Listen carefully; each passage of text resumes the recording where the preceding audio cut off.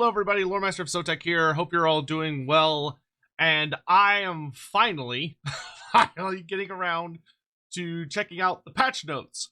Granted, this actually worked out well because I'm actually coming in to discuss this after 6.0.2 came out, because basically they released the patch notes and there was an issue that we'll talk about in a little bit. And then they fixed that issue earlier this week with 6.0.1, but then we got some notes in regards to they did a couple other little things for 6.0.2. So the big thing, of course, that point 1 was about was the splash attacks. So Creative Assembly did the wonderful thing that they sometimes do, which is always not great. So y'all are aware that, you know, us content creators had early access to Omens of Destruction and the patch. Well, Creative Assembly decided to add they had like a fair number of things kind of as we're getting closer and closer to release, and due to that, there's not always enough time for us to have access to the patch before it goes live, and the splash attacks ended up being one of those things where they changed the way splash attacks worked and didn't give anybody really any time to test it. So it released with 6.0 and the DLC, which then proceeded to just break a lot of the game, where a significant amount of the larger units in the game were basically incapable, to my understanding, of hitting things. They just wouldn't do any damage. So that was fun, but luckily they fixed it very, very quickly. Took them less than a week to get it, you know. Basically we went into the weekend, came back from the weekend, and it was out on Monday. So thankfully that has been taken care of, and we can now all enjoy the game in peace. And there have been several other little like changes and stuff, little fixes and updates. So for the sake of this, I'm going to go through the 6.0 changes, but just keeping in mind that they have already fixed the whole thing with the splash attacks. And then at the end, we will look at the last couple of additional things that they added for 6.0.2, because they fixed a number of key issues. They also like repaired just a couple things. It's still not absolutely perfect. There's still a couple of issues that need to be resolved, but I mean, welcome to Total War Warhammer. There's always issues that need to be resolved. It's literally a never-ending story. But without further ado, let's go ahead and go through all the patch notes, see all kind of the major notable changes, and if there's anything kind of jumps out at us. So we have Chaos Dwarves, where we have some notes that multiplayer costs are reduced. Whoop-de-doo. Now this one's actually pretty interesting, which is that Hobgoblin Archers got a significant amount of additional entities. So their damage was brought down by 1 for all of their missile attacks, but considering that they're firing 30 more arrows a volley when at full health, that is, you know, overall a pretty significant buff. It's kind of interesting that it looks like they're trying to make Hobgoblins a little bit more of a horde feeling group, which is fair. I mean, that's the role they're supposed to provide. So, good change. You know, no big notes there. Dwarfs, once again, altered some multiplayer stuff. They also got rid of collision attacks on the Thunder Barge and the Spirit of Grugni. I don't know why those would have had collision attacks in the first place. That definitely should not have been there, because all that would result in is them being literally unkillable by a lot of things that are supposed to counter them. You know, if you're taking something like a Thunder Barge, you need to be actively protecting it from things like enemy flyers, especially like enemy units of flyers, like Furies and stuff like that. But if it had collision attacks, it would theoretically be able to just kind of keep moving and deal damage while moving, which is not what it should be doing. The Empire, pretty gigantic nerfs for the steam tanks and the land ships. We see that the steam tanks have had their speeds just nuked from orbit. Acceleration has been vastly decreased. Charge speed has been lowered by 8. Run speed's been lowered by 8. Charge speed's been lowered by 14. And turn speed's been lowered by 30. So they are significantly worse at changing directions, slamming into combat, outpacing things, and dealing damage on the charge. I do think this is a fair debuff for them, because the thing about steam tanks is that in a total war setting, they should be these unbreakable bulwarks that you can throw into combat. And because they cause terror, and they have like an incredible amount of mass and all this other stuff, they can be very, very useful at kind of crunching through infantry and causing terror problems. But they should not be like a S tier. You shouldn't be able to just throw them in willy-nilly without having to worry about consequences. So I do think this was a necessary change, because they had just kind of been way too good at sort of slamming into the enemy and being able to immediately readjust, pull out, slam back in, pull out, slam back in. And that's just not really an appropriate role for them, considering how good they are at shooting, considering how good they are at mitigating damage, being unbreakable, causing terror. Like, they have so many good utility functions that they should not also be a really high tier combat troop on top of that. And then we do see for the land ship, there's similar nerfs where the run speed was brought down a bit, charge speed was brought down just a little bit, and the amount of secondary missile ammo, which are the gunners on the back, has been reduced by almost half, which is fair. Greenskins. So obviously, significant amount of change to Greenskins, as they were one of the major focuses of the DLC. I will be talking a lot about Greenskins and changes and stuff here in the coming weeks. Because we're going into the holidays, I think the next several videos I'm going to be doing are going to focus more on DLC predictions and things I would like to see DLC-wise, because that's not really something that I'm super worried about Creative Assembly having like an in-depth look at, making sure that the devs have time to really sit down with it. I want to do, for those kinds of videos, I would rather talk about things that I want to see that I think they can implement between patches.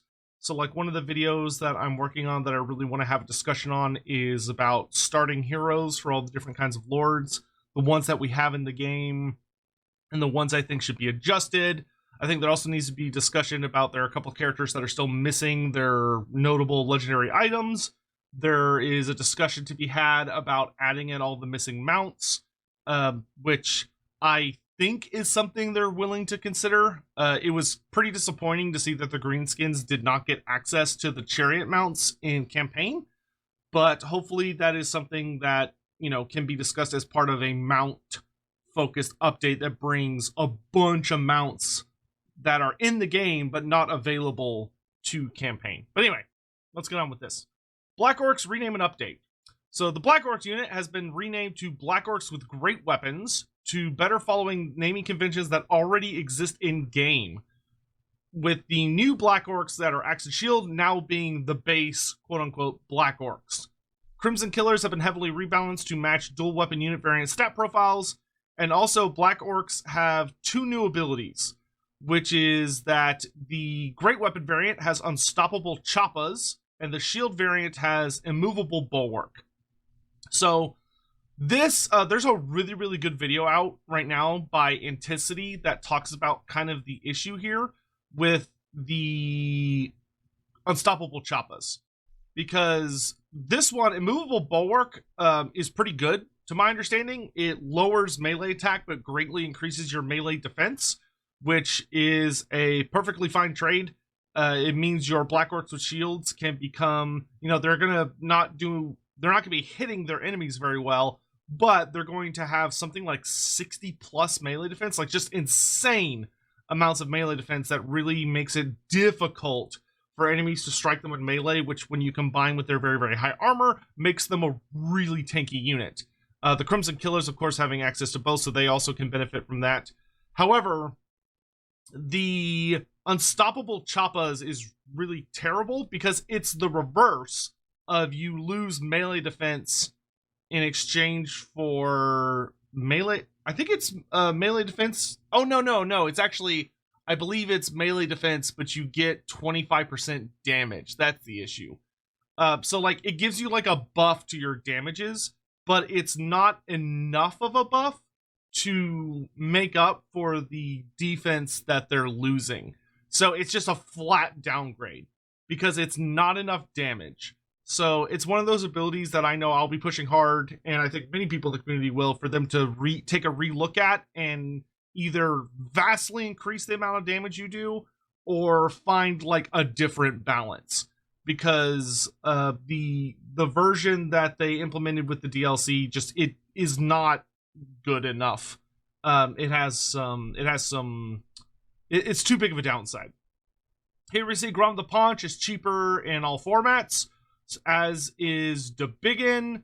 The Black Orc Big Boss we see here has traded out his damage values to be mostly armor piercing instead of mostly base damage, which I kind of have mixed feelings about this change. I think it's fine to kind of make Black Orcs consistent. And, well, actually, no, I would say I'm okay with it. I mean, considering the heroes spread that the Greenskins have right now, that kind of makes it where your Goblin Big Bosses are more designed for, like, big non-armor piercing damage, and now your Black Orc Big Boss is kind of your big AP hitter. So I suppose that's a reasonable change. I do hope very much that, we get to see another Orc hero at some point. Like, I'd really like a Savage Orc Big Boss that has like a really big anti-large focus, but we'll cross that bridge when we get to it. We've also got the Black Orc Big Boss on Warboar has better missile block chance, and we also see some notes about splash attacks.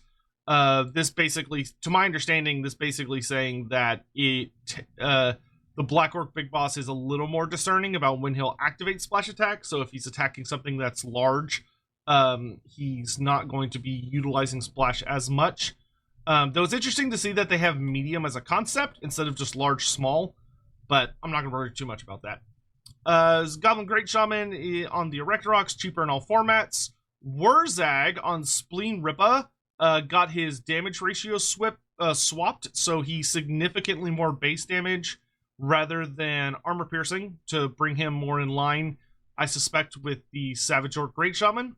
Crimson Killers got some pretty massive buffs, to be frank. They're a lot more like evenly balanced across the spread now.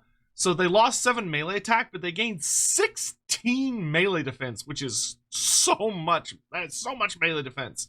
Plus 7 charge bonus, plus 31 base damage, and minus 9 armor piercing damage. So they're not as good as just throw them at something and they'll beat the hell out of it. Especially when it comes to like higher tier enemies that have good melee defense and high armor. But in literally any other scenario, they are significantly better. And even then, I would still say they're better. Because having 46 melee defense versus 30 is a titanic upgrade. It's going to make them so much more survivable and being able to sit in combat and trade for longer. And that big boost to their base damage is also really nice, because it means they're much less pigeonholed into only being a good elite counter. And now they're good at just like chewing through pretty much anything. Ragnarok Queen is cheaper in all formats. Lava Ragnarok is quite a bit cheaper in all formats. I mean, that's a big upkeep cost reduction of 125 a turn. Goblin Big Boss. So the Big Boss is kind of interesting. He's cheaper to recruit in single player, and upkeep is much, much less. He's a little more expensive multiplayer, but he costs basically nothing in single player. He got plus 10 melee attack, which is quite a bit, boosting him up to 50. Minus 3 melee defense, plus 10 base damage, and plus 5 armor piercing damage. And you see this is basically rather consistently applied across all of his different forms. And basically what this is, to me, saying is that he's being much more specialized as an offensive assassin. So a character that is very heavily designed and curtailed to getting around the enemy, where possible, getting onto enemy wizards or other like squishier targets and trying to kill them. You know, he's still not very good against armored targets because he relies much more heavily on base damage. But with 10 higher melee attack, he's going to be better specialized to taking out targets that, you know, aren't super duper tanky. Here, very frustratingly, we see that he's cheaper on the Wolf Chariot, even though we can't actually take him on the Wolf Chariot in single player, which is super annoying because the upkeep cost and reduction, recruitment cost, is only for single player, but we can't actually take him because it's not enabled in campaign, which is very frustrating. Once again, it's one of those things that I have been in the weeds with CA over, so hopefully that's something we'll get fixed sooner rather than later. Orc Shaman on Warboar got his damage profiles swapped to make him consistent with the other Shaman characters. Orc Warboss now has a Silver Shield, missile block chance, which is quite good. On his Warboar, same thing, he got a bit less... Oh, he just kind of got his damage reduced on everything, but he's a bit... Yeah, that's interesting. So he's more missile resistant by quite a bit, but he lost 1 point of melee defense, and his damage ratios are pretty heavily nerfed. He lost 19 base damage, and he lost 67 armor-piercing damage. I mean, those are pretty big debuffs for the Warboar version. And then the Boar Chariot got just buffs, just big buffs. He's got a higher missile block chance. His charge bonus, though, is significantly less.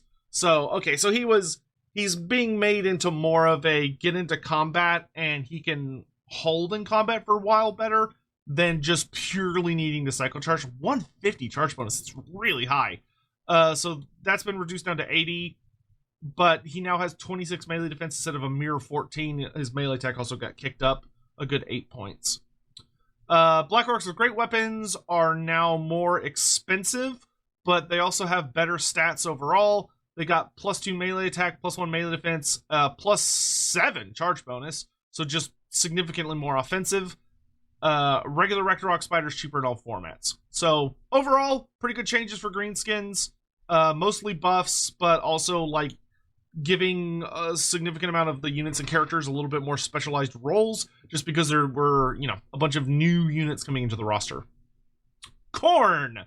Khorne got some pretty significant buffs. This one's pretty massive, which is that the all Juggernaut units now have a run speed of 70, which is 8 faster than it used to be, and a charge speed of 120, which is 10 faster than it used to be. Those are pretty big, important buffs. It means they're significantly more maneuverable, and when they do get in on the charge, their charge is that much more devastating. They hit really hard, and it's also very, very difficult to get away from them or to outmaneuver them because they're really quick on the charge. They are performing significantly better than they used to. We see the Skull Crushers are cheaper in single player. Chaos Furies are quite a bit more expensive in single player, having 100 more recruitment cost, and also their upkeep cost per turn is much higher, 25 gold per turn higher, that's a hefty upgrade, or downgrade rather. Chaos Warriors of Khorne are a little more expensive per turn, but only 1 gold, whatever. Fleshhounds are more expensive to recruit and have a 13 gold upkeep per cost per turn. Most of these changes, I think, are because these units are generally a little better, but I think it's also because of the changes between, like, how you recruit your units versus where you get your upkeep cost reduction from, how much upkeep cost reduction you can get, your blood, your blood armies, yada, yada, yada. Soul Grinders are cheaper and everything for single players. Spawn of Khorne are a little more expensive. Blood Reapers got a little... Juggernauts of Khorne, as well as the Herald, got +3 in their melee attack, +2 melee defense to make them a little bit better. Minotaurs with dual weapons are a little more expensive per turn, as are the Chosen, as are the Marauder Horsemen. The Chaos Knights of Khorne are cheaper, quite a bit. Good amount, actually, recruitment cost-wise. And -25 to the upkeep cost, which is great. So, overall, pretty good for Khorne. Biggest thing by far is just that the Juggernauts are just so much faster. They're so much faster. Kislev. Here we see that the Druzinon Warhorse has a good bit more armor now. The Golden Knight is cheaper to recruit, which granted, you don't really recruit her in single player, you just kind of get her. But she's a bit cheaper in multiplayer. She also has more armor when she's on her Warhorse. And we basically just see that universally as well. The Boris, Ursus, and Boyar on War Bear, there we go, and War Horse got plus 10 armor, so just tankier all around. And Ulrika on Warhorse is a bit cheaper and also got a very significant armor buff from 50 to 80. So good for Kislev. They're putting on some more, they're slapping on some more helmets. Norska, we see the Marauder Berserkers just buffed all around. They have 7 higher charge bonus, plus 3 run speed, plus 4 charge speed, so they're going to be able to get across the field quite a bit faster in the grand scheme of things. Same thing for the Brutes of the Hound. So they're able to gap close much more effectively, and when they do get in the charge, it's going to be that much more devastating. Chaos Warriors of Nurgle and Chosen of Nurgle. See, the Chaos Warriors of Nurgle got plus 2 melee attack, whoop-de-doo. Chosen of Nurgle are a bit cheaper in single-player and multiplayer. Good for them. Ogre Kingdoms. Some pretty big changes. So the wall-breaking change. This one's kind of interesting. So it used to be that ogres sieges were an absolute joke for ogres because the entire army could just run forward, smash down all the walls, and run in with no problem whatsoever, which was made extra silly because the ogres had an army ability that also allowed them to destroy walls. So it felt it was a lot of unnecessary stacking. So they have changed it where now all ogre infantry no longer have wall breaker. It is not purely, but now it's more limited to the cavalry units, your monsters, your characters, and your shooting units. So lead belchers can no longer melee attack walls, but they can shoot walls, and they have much better damage against buildings, as do several of your other units. But ogres now have a more complex relationship to buildings.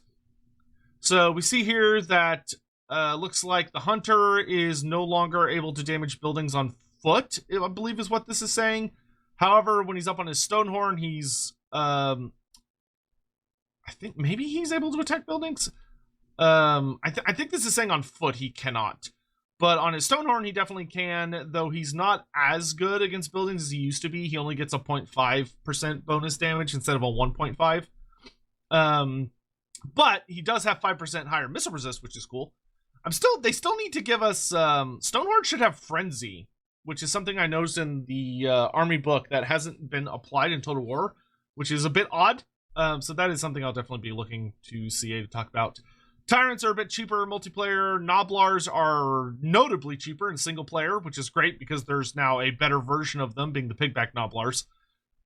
We can see here lead belchers are now able to damage buildings, and their damage multiplier is a very hefty 1.75% bonus damage, which is a shit ton. Ogre bulls are a little bit more expensive upkeep wise. The giant is notably cheaper in single player. The Stonehorns with harpoon launchers now have higher missile damage resistance and have slightly changed splash attack parameters.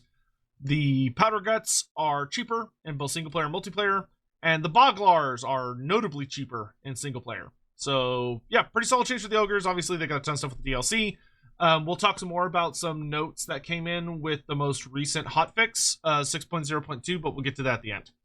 Tomb Kings. Archon the Black is more expensive on horse. Neat. He's cheaper on his chariot, though. Cool. The Necrosphinx lost 2 melee attack and is more expensive, so just got only the Sphinx of Uxef. So he got slapped a little bit.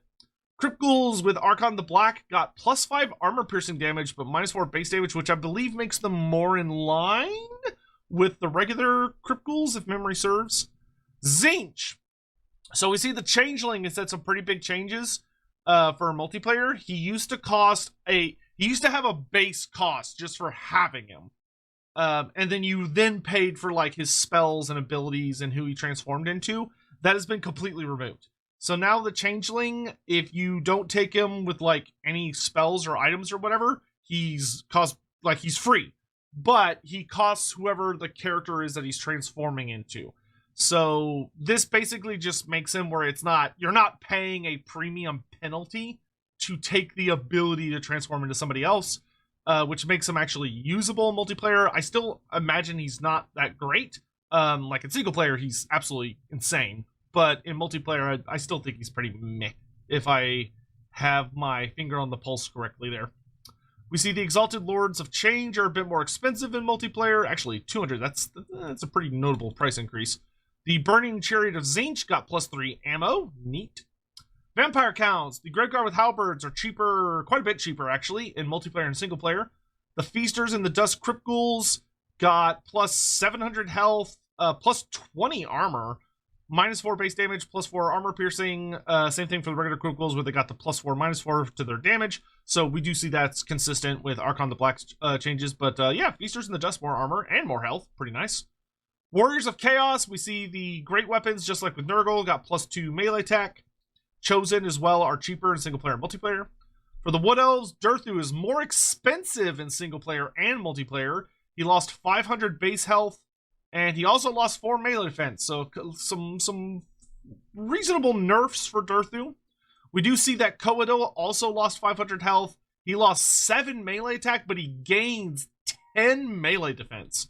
So that makes Coadil a bit more consistent with Durthu and other like elite ancient treemen, which is fine. That's fair. I think his original version was intended to be a bit more aggressive, but it seems like they kind of balanced him out to be more in line with the rest of them. Wildwood Rangers lost 4 bonus versus infantry. Fine, whatever, cool. For abilities, we see some notes about how, let's see. So the Curse of the Ancient Witch, I believe this means that it has a bigger debuff now. Burning Head, I forget which character this is for, but this is for a character that has the ability to cast Burning Head. I can't remember who it is at the top of my head, but they used to be able to do it 3 times, now they can only do it once. Flock of Doom doesn't last as long, which means it doesn't deal nearly as much damage. Also looks like the upgraded version isn't as long range as it used to be. Melkos doesn't last as long as it used to, which means it deals less damage. Edbutt doesn't last as long as it used to, but it expands twice as fast. It's a much, much faster moving spell now. Same thing for the upgraded version. The Gaze of Mork has now been changed to where it's to Eyebolt, so it's much better at piercing through like ranks of heavily armored infantry. Though, funny enough, it's not if I remember correctly, it has like basically no armor piercing damage. I believe it's pure regular damage, so it's not as good against heavily protected targets, but because it hits with it hits hard, so even if you do have a lot of armor, you usually can sneak through a bit. Ogres, we've already talked about this on streams, but this is a huge the army ability change is huge for them, is much better. It used to be that they built points by killing fleeing enemy units, which was way too specific. Now it is simply when they are killing enemy entities while charging, which is fantastic. And it means that they have their old system plus stuff they kill on the charge, which is just great. Because when you're chasing down fleeing units, you're essentially charging. We do see that the army abilities that you got from Ogre Camps have been very, very heavily debuffed. It used to be that for Gluttony, you would get 3 uses per battle. That has now been debuffed to 1, so that's not nearly as good as it used to be. It also lasts 8 seconds less, so it doesn't heal as much as it used to. And then the Stone Shaker ability, which is it's the ability where it's like a wind spell and it causes like a stone horn to come out and he like rampages across the field. We see here that it has been kicked up to 3 charges from, I think, an infinite amount of charges. And it also has a longer cooldown, so that is also a pretty big nerf overall. Unit abilities. So we see here that Spirit of Gork or Mork, which, ooh, gosh, I'm trying to I want to say this is... I don't remember who has this. But I want to say this ability, it might be on Wurzag, but whoever has this ability, it now gives 5% to all forms of damage, which it used to not. The Mark of Yin passive now reduces enemy missile block chance by another point. Frost Wyvern's Toil increases missile block chance by 2%.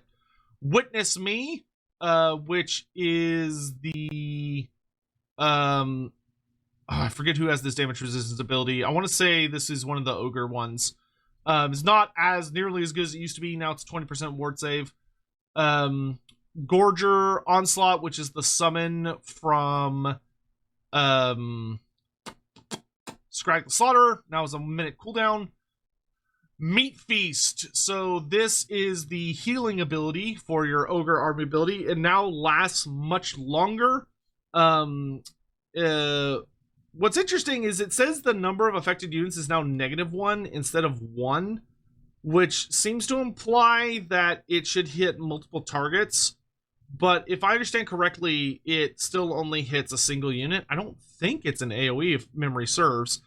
However, we see the hit point change frequency. It used to be every 1 second. Now it's every 2 seconds. So while it lasts almost twice as long, it does not heal as fast as it used to. It used to be that you got the full healing in 18 seconds. Now it's you get the healing over the course of 27 seconds, and you only get a pip of healing every 2 seconds. So instead of being healing on every second for 18 seconds, it's healing every 2 seconds for 27 seconds. However, the heal amount per second or per pip is now a little bit higher. Overall, I believe that's a pretty significant nerf, but it does give you back also significantly less fatigue regen. So it's just worse than it used to be, but it's still a very good ability. It's still a lot of healing that you can get effectively for free. Dismember is probably my favorite change, because this one is just so much better than it used to be. Dismember now only lasts for 14 seconds, but it also only takes 60 seconds for you to use it again. You target a single enemy, and it used to be that you targeted a big amount of enemies and they were all just slowed. Like, it just lowered their speed and charge bonus, and it was like, okay, whatever. Slowed people down. Whoop-de-doo. Now it's a damage ability. So you select an enemy with it, and it deals direct damage per second, every second, and is really, really good against entities with 25 guys or less. But it's just a nice, consistent way to just ping enemy units with damage, which I really, really like. Massacre also does not last as long. Also, though, you can use more often. The effect duration is significantly less, but it also buffs melee attack. It used to only buff damage, so it used to only give you plus weapon damage and plus armor piercing damage. Now, in addition to giving you more weapon damage, 25% instead of 20%, it gives you plus 24 melee attack as well. I would consider that extremely worth the shortened duration. That's a fat buff. Plus 24 melee attack is huge. Adaptive Tactics, which is for certain units that have, I believe this is the one where if they're losing, they gain a buff. The buff has been significantly reduced, so now it's plus 10, plus 5 to your defense and attack respectively instead of plus 24. Warpaint of Warzag, very nice buff. It now has a larger range at 55 meters instead of 35. Also gives you plus 10% physical resistance instead of only 5, so that's a huge buff. Marked by Ulthar reduces by an additional -1 missile block chance. Whoop-de-doo. Opportunistic Murderer, which I believe is for units that gain melee attack buffs when they're attacking you from like certain flanks and stuff, now gives you a little bit less melee attack. Charm Shield and some other... So basically any ability that used to give you plus 24% missile block chance has now been up to 25. It's just a universal change. Some additional fixes that showed up in 6.0.1. We see that the Khorne Gores were made a little bit more expensive in multiplayer. They lost 2 melee attack and lost 2 melee defense. They were just overperforming a little bit, so they're a bit better now. Mangler Squigs were... Mangler Squigs had some issues. They were hilariously overperforming, so they got some significant alterations. They are now much, much cheaper in single player and multiplayer. In addition to some notes that we'll talk about in 6.0.2 in a bit. However, they have less hit points per entity, -8 melee defense, bringing them down to 22. Way less damage. So much less damage. So their base weapon damage got cut in half almost, bringing them down to 36. And their armor-piercing damage also basically got cut in half, bringing them to 84. Totally fair, though. They were hilariously overperforming, so that they needed to be brought down a fair bit. Snagler Grobspit's a little more expensive than multiplayer. The Ragnarok Web with Flinger is more expensive in single player and multiplayer. Colossal Squig got +2 melee attack and some more hit points. And the Acid Burpa, same thing. For Khorne, we see Arball was made a bit more expensive in all variants. Syla Amfringrim got his damage profile swapped around. He's basically 50-50, but they've made it where his armor piercing is now a little bit higher than his base damage. He's also cheaper. Skull Taker is cheaper in single player and multiplayer on all mounts. We already talked about the Khorne Gores earlier, though they're expensive in single player and multiplayer, or more expensive, I should say.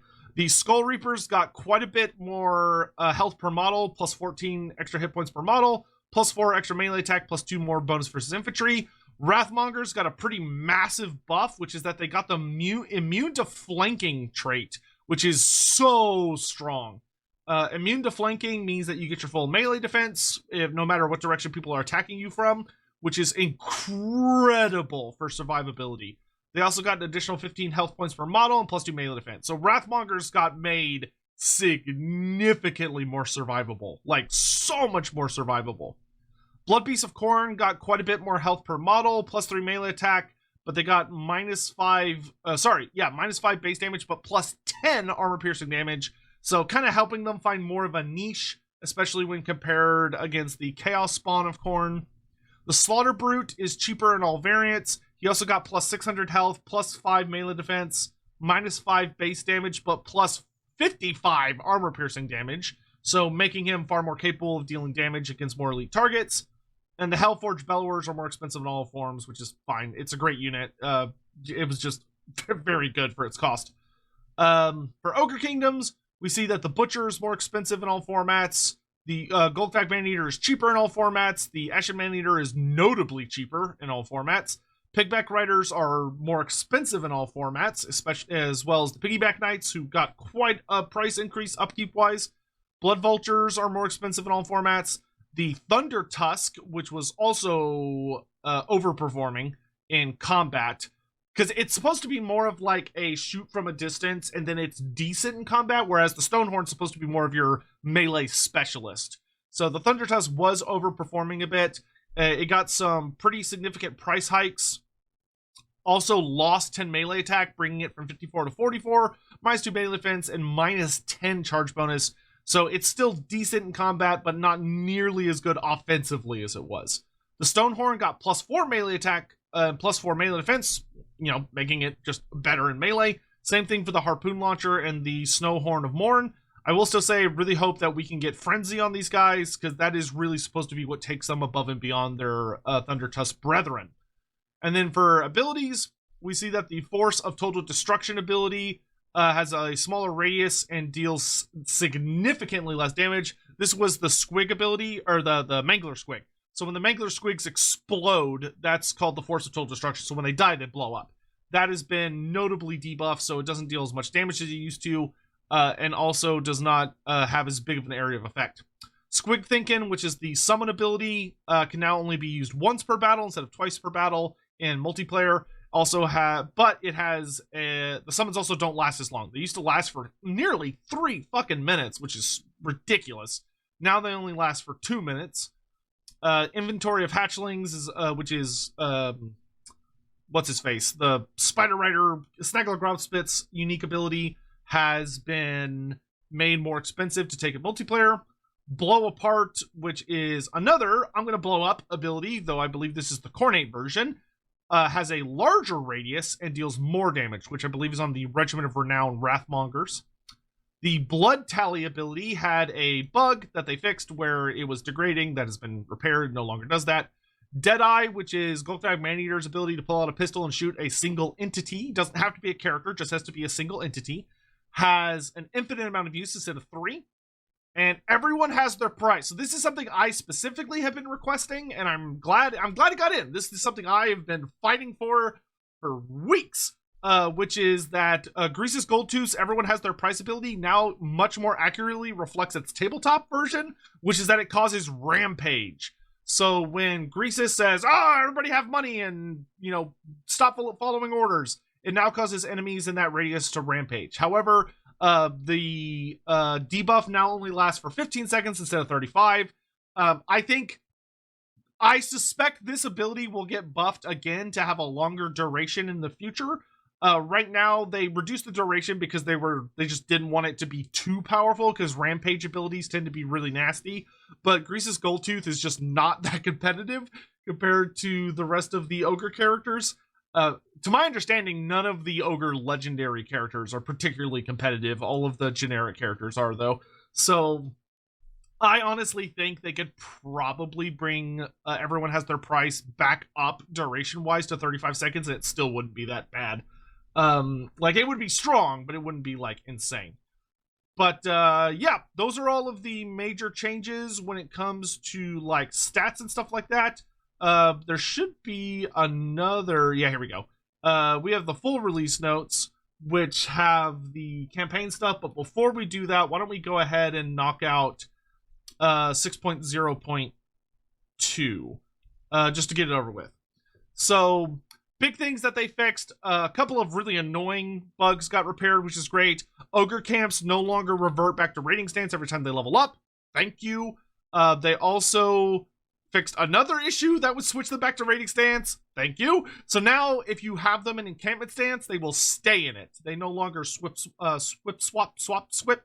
however you want to put it. Vampire counts lost their ambush stance, but it's back now. That's good. Scarstick. So Scarstick got the notable campaign change where now he has the stealth stance, where he's able to sneak up and attack people, but it led to an issue where he could no longer lightning strike. He basically had to get an ambush, or that was it. So they have now changed it where his ready and waiting skill now also grants you the lightning strike ability. They also made some changes to Goldfag's victory conditions to make it much easier for him to complete a campaign. We see that there is a camp limit check for ogres that fixes some issues. They decreased the amount of treasury and meat you gain from Goldfag's contracts because it was a little insane, so they have repaired that. Fixed an issue with Arball problems if you got lightning striked while reinforcing the army that actually got attacked, so that no longer just makes you instantly lose. The amount of deplans you get from battles as Gorbad has been increased from 1 to 2.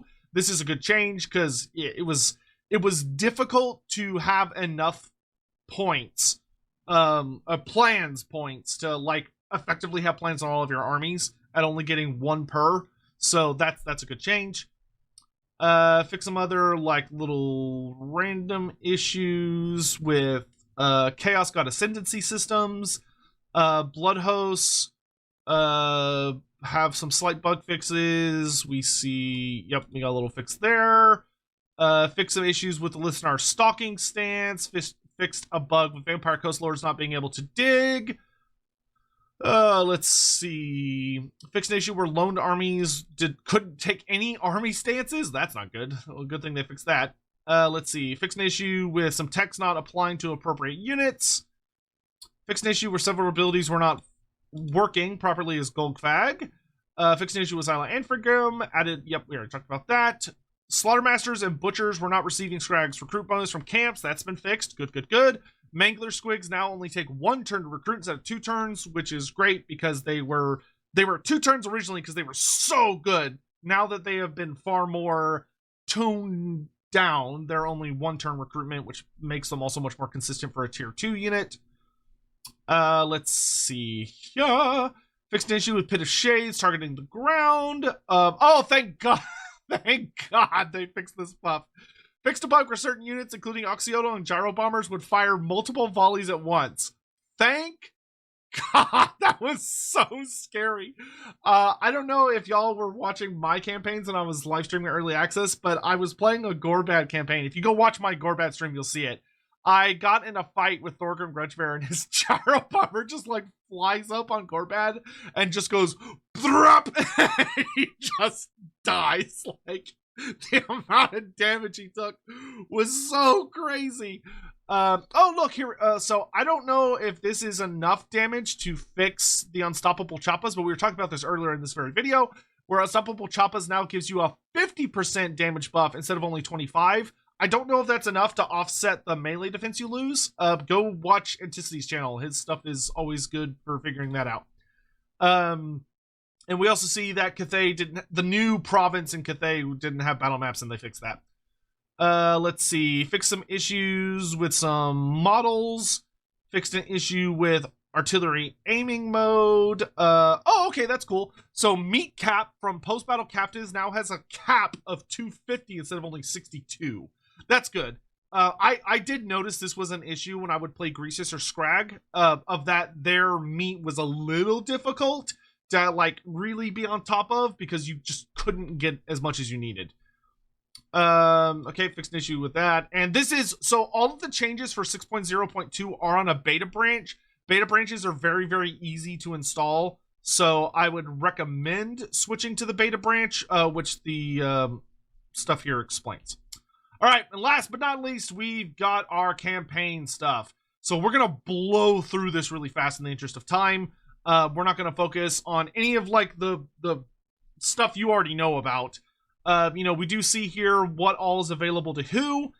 The one that is a little interesting to me is that Scar Bloodwrath is Demons of Chaos and Valkia only, in addition to the normal army she's a part of. We see that Be'lakor and Archaon do not get Scar Bloodwrath. They also do not get the Skull Reapers, the Wrathmongers. I don't think it would make sense to give them the Blood Speaker, but they also don't get the Blood Speaker. So this is kind of interesting. I kind of have mixed feelings about it. It's interesting. Be'lakor I don't care as much about, because Be'lakor I am already, again, working on my, I think for the second or third time, my noted proposal for how to fix Be'lakor and make the Demons of Chaos into an actual race, including fixing Daniel. Those two are going to be combined. So my next approach is going to be, this is how we make Daniel an actually good, fun, interesting campaign, while also moving Be'lakor over to the faction. We'll talk about that when we get to it. But yeah, so here you can see who all is available where. I'm curious, for those of you that have made it this far in the video, what are your thoughts on the Skull Reapers, the Wrathmonger, the Blood Speaker, and Scar? So essentially the Scaramore tribe units not being available to the likes of Archaon and Be'lakor. I am very, very curious for your thoughts on that. Personally, I don't really think they need to be available to the Demons of Chaos. If it was up to me, I would not, because I think the Demons of Chaos should be purely demons, no mortals at all whatsoever. But whatever, we'll deal with that when we get to it. We already talked about the new province, which does have a new minor Orcs and Goblins faction, which is the Clusterite tribe, which is super duper cool and awesome. Also, they include this really cheeky note. This edition isn't indicative of future content. We just want to take the opportunity to create some extra play space. Have fun. I don't believe them. I don't believe them. I would say that I don't think that they're doing anything with Koresh anytime soon. Like, I'm not expecting anything for Koresh in 2025 or frankly even 2026. But do I think they're never going to do Koresh? No, I think they will do Koresh, honestly. But I think it's going to be a long time before we see it. Also, Wurzag moved. Very cool. Demonic Reforging. We already talked about this a lot. Of that, it basically, demons act like undead now, where if demons die during the battle, they have a percentage chance to come back. You're able to improve this through certain heroes, certain lords, skill trees, certain traits, in addition to how much corruption you have in an area, and also stuff to do on your tech tree. Which is absolutely fantastic. Great. It makes demons more accurate to their tabletop version. Oh yeah, your Winds of Magic level as well. And it also depends on, or it also makes them have that counterbalance to the fact that they degrade. Where it's like, oh yeah, they can degrade and fall apart if you lose a battle, but now they also have a chance to survive even when they shouldn't have, which I think is totally fair. Landmarks. We see that there's 4 new Khornate landmarks in Lustria, which is in Zlonhapek. It's oh gosh. It's Itza, Zlonhapek, Axolotl, or Ashlodal and oh gosh, I forget what the last one is, but they're all like right around there. 2 new Orc and Goblin landmarks in the old world that are based on landmarks that we already had. So they got the Brightstone Mine, I think that's what it is, in Mount Gunbad for Skarsnik, which is fantastic. And they also got, oh gosh, I forget what the other one is at the top of my head, but I know they got one more that's just like kind of a generic one, but now there's a Greenskins spin on it. And then the new ones for Wurzag, you have the Iron Pen up in Stormhenge. You also have the one he starts with, and there's another one nearby. I have a video on it. Victory changes. So they shortened the amount that you need for short victory and long victory, which is good because the amount that they had was stupid. It just dragged on. It just dragged on forever. So now you need 30 different settlements for a short victory and 60 for a long victory, which is much, much, much, much better. Khorne campaign. We already talked about a lot of these, so I'm not really going to wax lyrical on them. Just go watch those videos if you want to. We do note that Skarbrand has an upgraded skill tree. The Blood Reaper, Cultist, Exalted Herald, and Exalted Bloodthirster also have upgraded skill trees. And they're pretty decent. Overall, they're good. I still think the Cultist needs a blue skill that has 3 point slots that reduces the price cost for establishing new cults, which the Slaanesh one has. I feel like that should just be standard for all cultists. The new tech tree is really solid. Building updates, you have Immortal and Demonic. Bloodletting is a little more simplified. I kind of feel like Bloodletting should still have bonuses to growth faction-wide, in my opinion. But maybe that's just me. I feel like Khorne doesn't really have that much growth, as much as I would like him to have. Economy adjustments, we've talked about all that stuff, where it's much more about sacking and looting. Bloodhosts, I suspect Bloodhosts are probably going to get a nerf sometime in the near future, because Khorne is very, very strong. So I'm kind of expecting Khorne to, at least for the Bloodhost, I'm kind of expecting there to be a slight debuff for that mechanic sometime in the near future. Like, I could see that it's like if a Bloodhost is trying to create another Bloodhost when it destroys a settlement, I almost feel like there should be some kind of additional penalty instead of just, it being the normal. Like, it should cost them more skulls or something. I don't know, though. That is something that's been kind of rattling around my brain. Ogres, once again, we've talked a lot about this. I'm not going to waste much time on this. It's good. It's great. I love it. Ogres are super fun now. Grease's Goldtooth campaign is super great. Path of the Butcher for Scrag is really fun.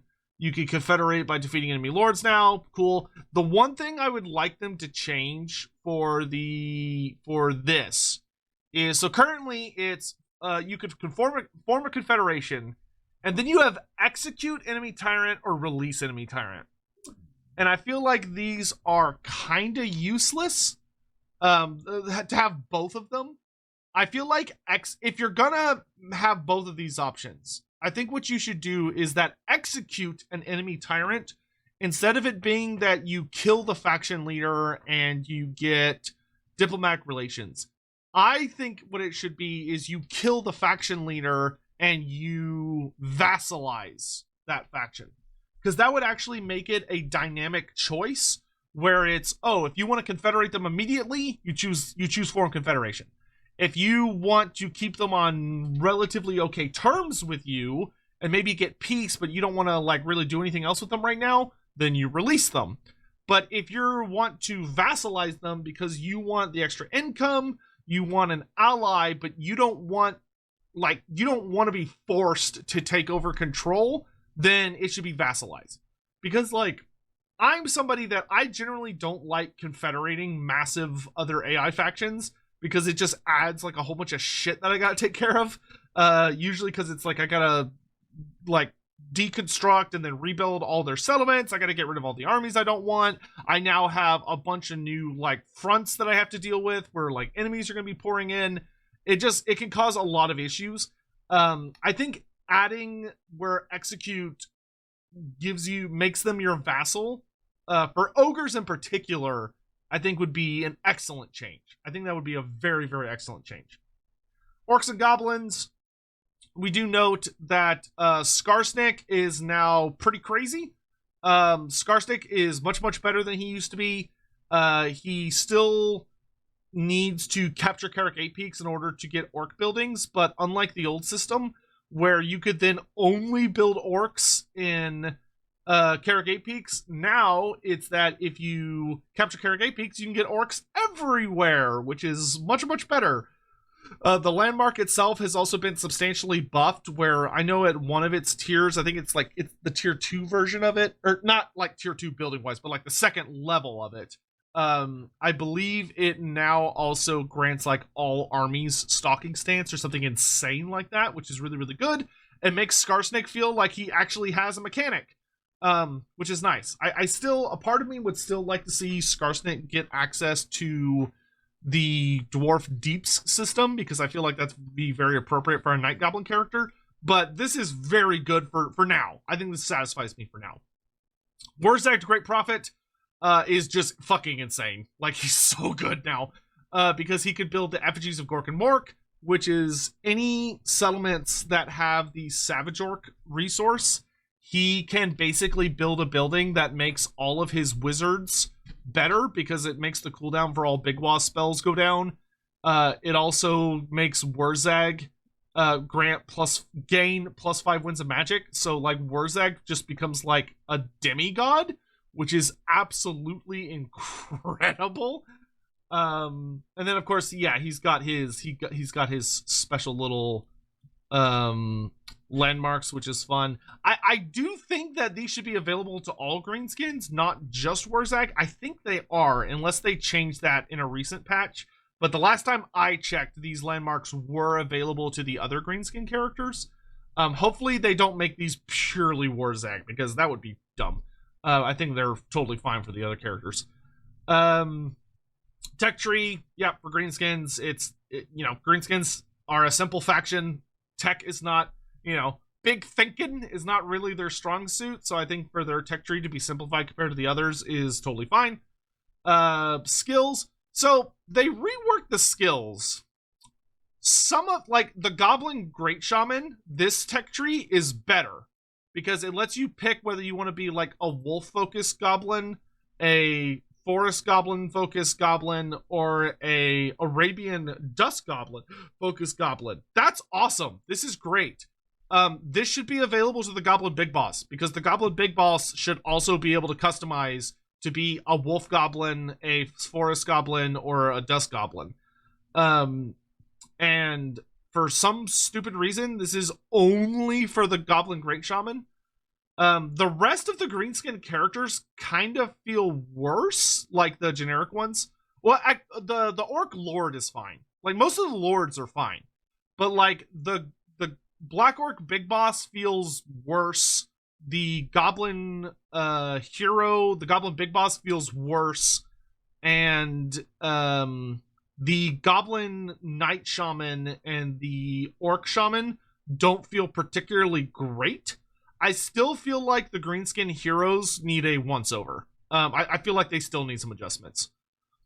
We already talked about all these. Yep, the new lores, talked about those. So Lore Big Wa and Little Wa have been notably improved, which is great. They fixed a couple of little UI things. You can now see all the debuffs that are being applied by terrain, negative status effects, wounds, exhaustion, which is fantastic. Showing debuffs actually in real time on your stats. I don't know why that took so long, but it's much better. Abilities that have a fillable meter now tell you how many like kills or whatever you need to max them out, which is so much better. Thank you for giving players information. Fixed a couple of little things with multiplayer stuff. Splash attacks, we already talked about that. They fucked that up, but now they have repaired it, because that was a whole fucking thing. Chariot collisions are a bit better, and you can kind of read these for like specific details about why they kind of did what they did, but they super fucked it up. But they fixed it now. So basically, it's meant that what they were trying to do is that when large things slam into lots of entities, they tried to fix it where the damage is being applied much more evenly and in a good, consistent method when dealing with like lots of enemy targets, instead of being like very inconsistent and like only killing like random little dudes, or only dealing like too much damage to not enough targets, or dealing too much damage across too many targets.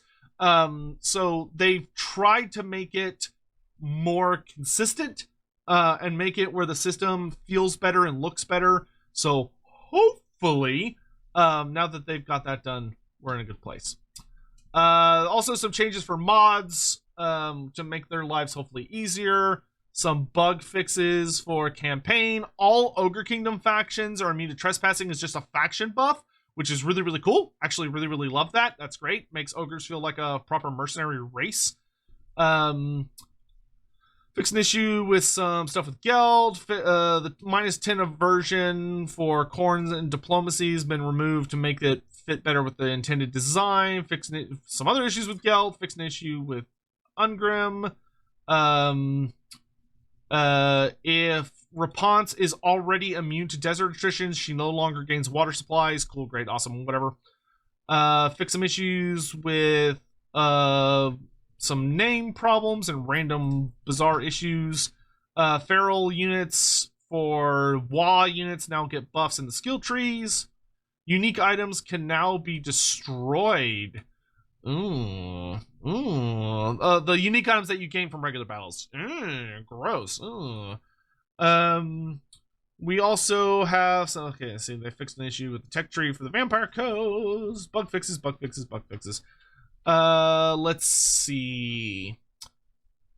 We also have some issues with the AI, which, you know, is an ever ongoing, never ending dance. Fix some issues with some quest battles. Fix some issues with a bunch of models. Fix some animation problems. Fix some VFX problems, and that's pretty much everything. So that basically wraps it up. I'm not going to wax any further lyrical on this, but that is the general gist for patch 6.0 and the hotfixes that came out since then. The 6.0.1 hotfix and the 6.0.2 hotfix, which is a beta that you can enable into. I would love to hear y'all's thoughts down below on how you feel about 6.0, especially now that everything's kind of like settled down. I saw that like the subreddit and some other places were like fucking on fire over the weekend. Even though it's like, they're gonna fix it, guys. Just give them a couple days. They're gonna fix it. So luckily, everything is no longer on fire and burning horribly. So please do give me your thoughts down below, especially for those of you that have been, you know, playing campaigns. Let me know how things are feeling. How do you feel about the new DLC campaigns? How do you feel about your favorite campaigns? You know, if for those of you that, you know, every time there's a new DLC, you're like, oh, I can't wait to play Karl Franz again. How's it feeling? How's it feeling with like Goldbag Mania running around, or Gorbad Ironclaw? How are you dwarf players doing? How are my Lizardman players doing? How are my vampire count players doing? Let me know how y'all, you know, what what campaigns y'all have been playing and how it's been going. Do let me know down below. I'll be looking out for your comments, and please have a wonderful day. Thanks for watching.